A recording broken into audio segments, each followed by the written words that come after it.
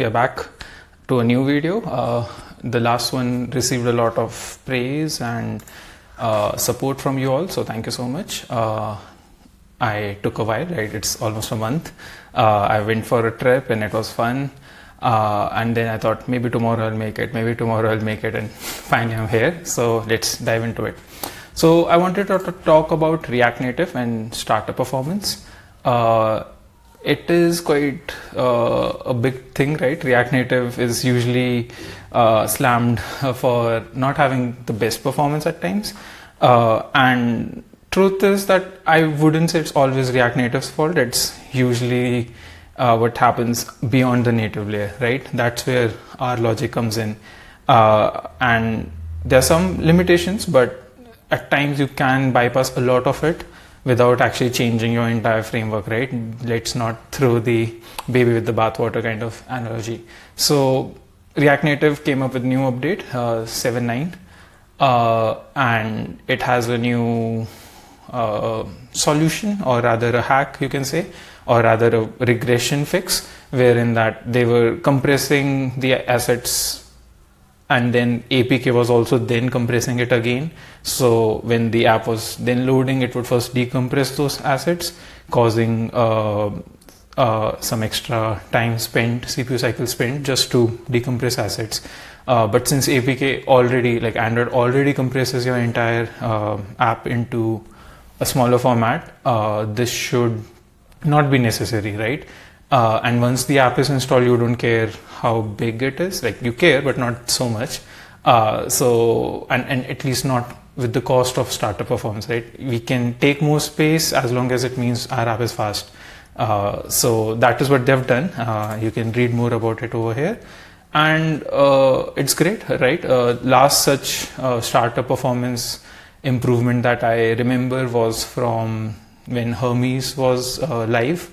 And that was a huge boost, right? Like 2x improvement. That was the scale of Hermes. This may lead to 300, 400 milliseconds, 12%. So there's some scope. You can get some improvement. But as we all know, updating to newer versions of React Native is a task of itself. And if you are using bare bones React Native, it's quite a lot. Most efficient way is still to just copy paste your code into a newer project. And if you're using Expo has already released their new SDK 53, and that too has startup improvements. So yeah, they do the same thing, and now from 300 milliseconds to 100 milliseconds. So 200 milliseconds, like, it matters, right? Which device we are talking about, which percentile we are talking about, is it low end, high end? All those things matter, but it is some improvement, and that's great. But when I was in Udaan, or I'm still in Udaan by the way, I was tasked with the same issue, that our app is quite slow, and how do we improve it? And I come from a web development background, right? So I know that if you want to improve your page load speed, it basically means to make your waterfall quite smaller, right? To parallelize things, to load assets in parallel, to reduce the bundle size, to inline a lot of HTML, CSS, JS wherever it makes sense, to reduce round trips. Those are the kind of things that I know. And web devs have great developer tools, right? You can just, any website, you just copy paste the link to a page speed insight kind of platform, and you can just see what all assets are there, what is taking too much time.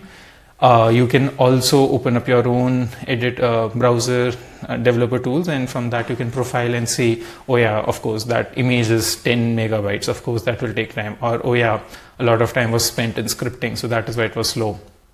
React Native is like layers of abstraction, right?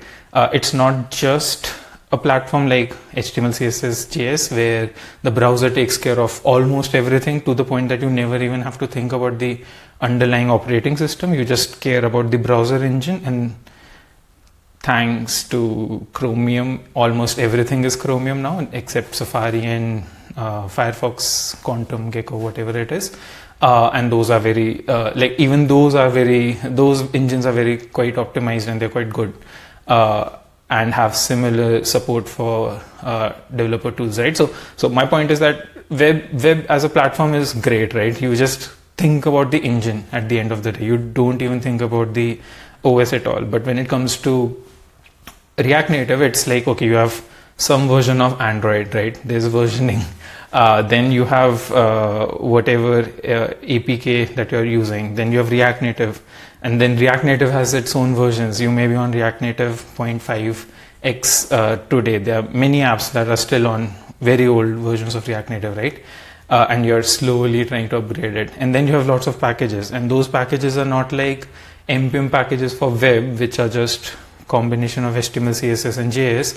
But here they are also then having native code, right? They may be written in Objective-C or Android, and then you have to go through all of that, and then your app finally starts loading, right? And then your application code comes in. So it is quite overwhelming, and so far there's not a very clear way of just, giving your app to some website and it can show you something. There are efforts. I think it's called, like, there's Lighthouse for web. There is called Flashlight, I guess. Yeah, Flashlight.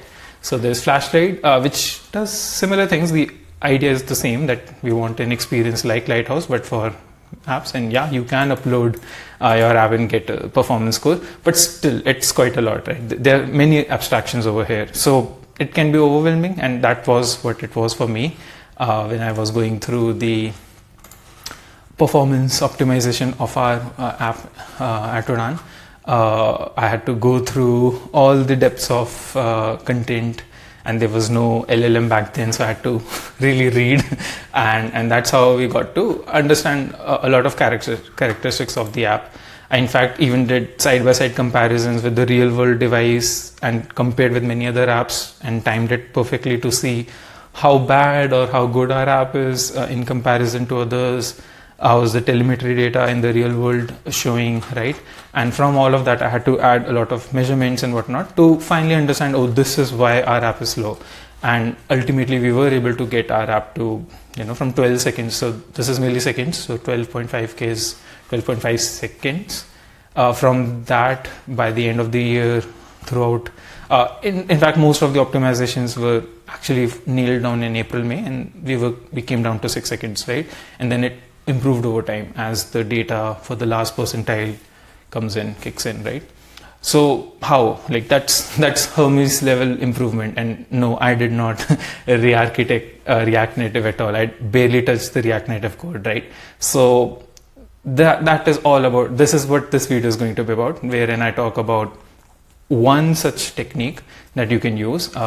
So let's dive into it. Yep. So here is the app. You can see it's a simple e-commerce-esque app with search, cart, account. I can add to cart and go to my cart, and yeah, bare bones, right? I used Gemini to create this. So what's the problem? It looks like a very simple app. In fact, the entire app is in one file, except some components, providers, I think, and stored in products. Yeah. So let's see. Why would we even think about performance for this app? So when I restart the app, you'll see this is all Expo starting its bundler, but now we see a lot of delay, right? And it feels slow. It wasn't snappy, right? And it's hard to see, right? It's all very simple things. It's just React Native. In fact, if we go to our package.json, this is all we are using. We are using Zustand, which is great. We are using React Native 7.9, so that's also there. We are also using React Navigation, and we are also using their dependencies. So it's not a lot. Like, there's nothing over here which should be slowing our app down. So how do we know what is slowing our app down, right? It's hard. So the first thing you ever have to do when you are talking about performance optimization is to measure. I was listening to this podcast Syntax FM, and over there Vespos, he says that tools over rules, right? So first let's try to see what is the measurement like, and then think, oh, you should never do this, you should always do it. So I'll switch to a branch which is measure. Let's see what all changed. Let's just restart the app. Yep. Oops. Yeah. So what has changed here? Yeah. So we can see there were two changes. We added a new package, React Native Startup Time. It's a good React Native package. At udaan we have our own built-in one, but I would say this is pretty good. You can use it. I added a hook. So what is this hook about? This is logging two things, right? We can see over here as well. Let's just try again. Yep. So we can see that JS booted in 3.9 seconds and main booted in 3 seconds. So almost 7 seconds were taken to load this app. That's quite a lot for a very small app, right? And here I've added some comments. So what's happening over here? So JS boot is what this React Native startup time tells us. This tells us the time between the main application starting and the time JavaScript gets some control back, right? It's like the time the code over here starts getting executed, right? The first line of your code. That's what you can visualize this to be, is the time that it took. And then there is this time that we have measured, which is basically a subtraction of now versus start. And what is start? Start is past. So what is this hook? Like it's quite confusing, right? So let's just see what's happening, how it's being used. So okay, when the app starts, I do start equals to dot now, all right. And then the first component that I render, which is main, right? These are all providers. We can skip through those, and that is the difference between it. So the time it took to go from here to the line executing over here, right? That is what this time tells us, which if effectively means the time from here, like from the JavaScript being executed to the main component that you have being rendered. What is the time gap between that? So that can tell us how much time all these providers took effectively, right? And we saw how much that was, and that was around 3 seconds, right? So over here we can see 3.9 seconds and 3.1 seconds. So for the 3.9 seconds, that's what React Native is doing. That's what Expo is doing. That's what the size of your JavaScript bundle is doing, right? The smaller size, the faster it will load, hopefully. So that we cannot control from our application code much. But this extra 3 seconds that it took just to render main tells us a sign that there's some problem. And I hope by now it is quite apparent what's the issue. The issue is these providers, right? And that's the thing about React, right? You cannot imagine any React application with a chain of providers, right? That's how we write React code, right? Any package you want to import, any theme library you have, anything that you want to use, the first instinct is let me just create a provider if I'm creating it myself, or the library will tell us that put this on the top of your root component. So what's wrong with these providers? So if we open this provider, what's happening over here? It's using a use auth hook, looks pretty fair. And if it is not loaded, it says waiting for auth, otherwise it shows children, okay? What happens with deep link provider? This is to handle deep links, right? When your app loads, you want to see if there's a deep link or not.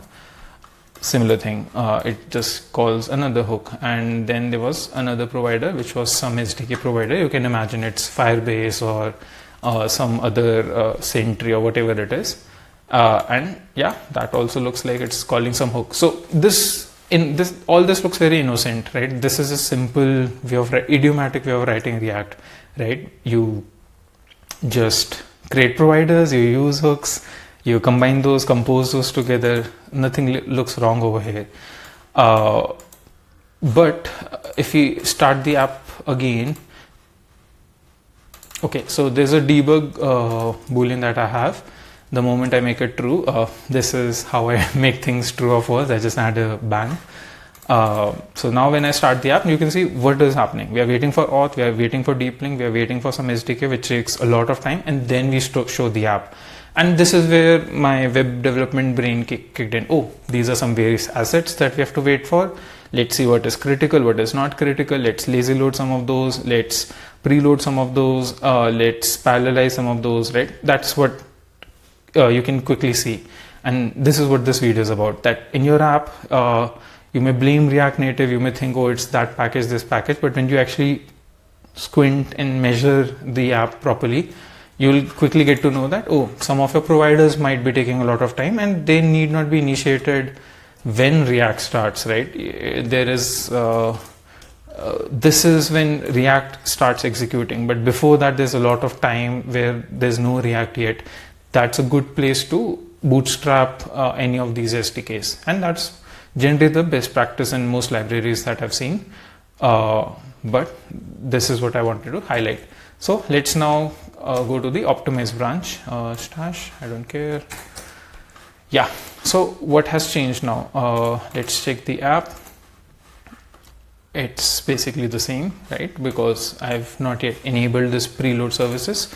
And if you see, if you have preloading services, we are just calling all these functions. But you may ask, I have all these providers that are doing a lot of custom thing inside of it. How do I preload it, right? It's probably tied to React. How do I take it out of React, right? That's what we are doing. We've taken it outside of app and started preloading. So one such technique I can recommend is that most SDKs, most tasks can be looked as a promise, right? A function returning promise. And if we go to our diff, we'll see over here that earlier we were just, imagine there's a proper library code somewhere here, which is a promise. These were just the functions that we were creating. And whenever you have promises, the great part is that you can invoke them earlier, and the promise will then start getting from pending state to resolved state or rejected state, or it will start getting fulfilled. And once it's fulfilled, the same variable is still valid, right? It doesn't just go away. You can just take a fulfilled promise and then still do dot then on it, or you can still await a already fulfilled promise. And this feature of promises allows you to execute them sooner and then still use it later. So what I've done over here is very simple. I have the same logic that we have to get some SDK, get some auth, get some deep link. Just I've checked whether we have it in cache or not, and I'm maintaining a cache which is just an object with auth, SDK, and deep link. And the moment I execute the promise, I save this into cache, right? So if it is in cache, return the cache. If it is not yet executed, not in cache yet, create that cache and return it. And with this very simple change, I've added the capability to preload things. So now whenever I call get some SDK from anywhere in my app, this promise, if it is not yet created, will go into the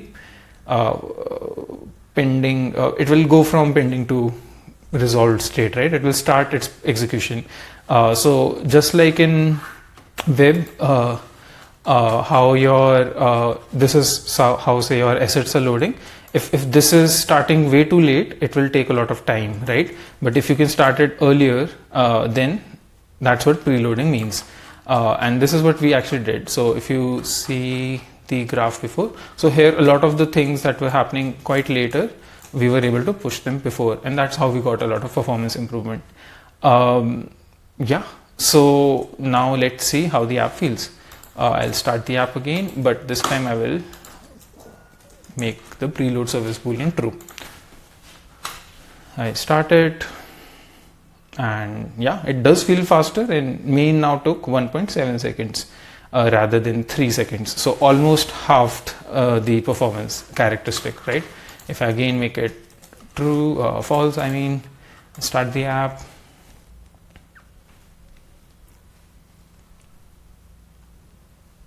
Yeah, so it took 4.9 seconds, right? It took even more time than our previous tests. And the moment I make it true, then we can see from almost 5 seconds, it came down to 1.7 seconds.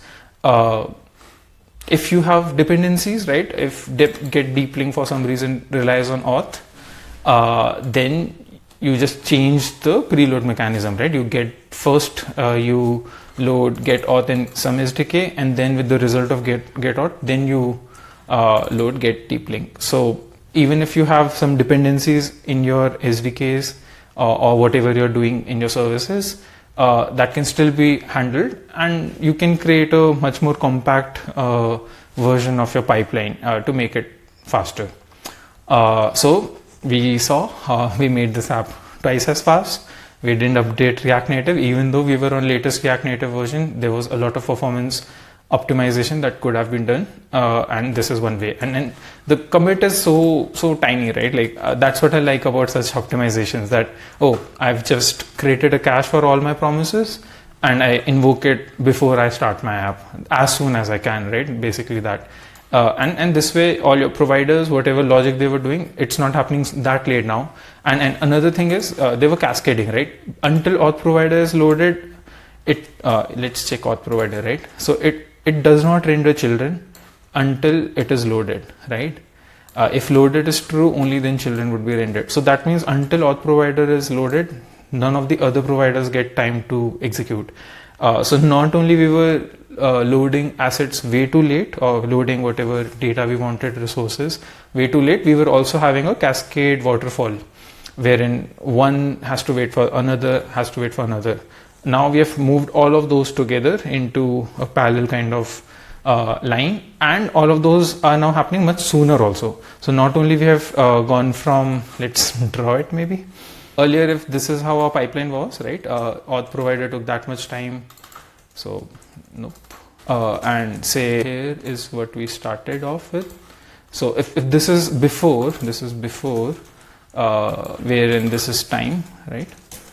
And this is a execution stack, but we don't care about that. Now it has come to this, wherein one, we have moved this line before, right? We are not waiting for React Native to React components to get mounted, and we have also moved all these pretty much parallel, right? As close as they can be to parallel. And they can take whatever time they are taking. So this is what we have done right now, right? We have converted this pipeline to this pipeline. That's all most performance optimizations are, right? How can I reduce the time it takes? How can I do it sooner? And how can I do it in parallel? These overall schemes can help you improve any startup performance or any performance in general. So that was it. Now we have seen our app go from 8 seconds to 5 seconds, 4 seconds, right? And the changes are so minimal that it's not, you're not, going through all your dependencies to make this happen. It's very straightforward.